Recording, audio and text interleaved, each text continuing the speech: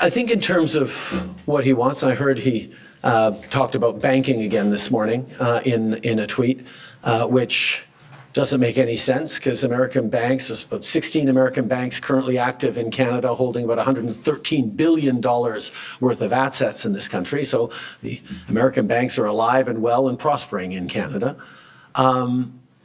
It's an example of not really being able to see what it is that he wants, because even the excuse that he's giving for these tariffs today of fentanyl is completely bogus, completely unjustified, completely false.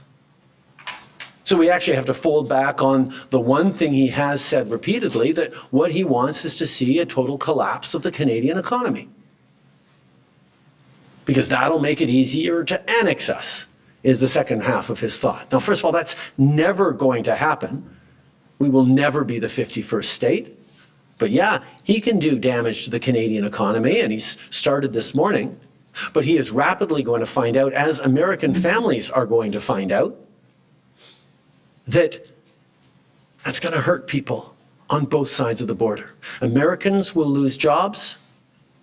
Americans will be paying more for groceries, for gas, for cars, for homes, because we have always done best when we work together.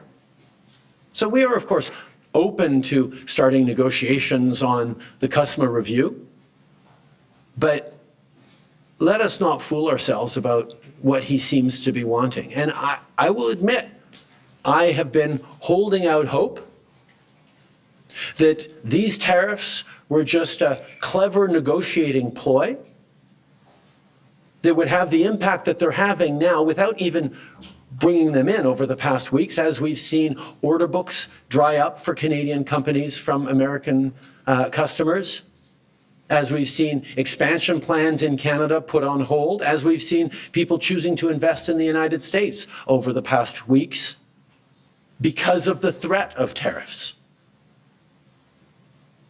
But now that he's moved forward with tariffs, we're going to see the real impact of a trade war between our two countries. And that impact will be to hurt American families.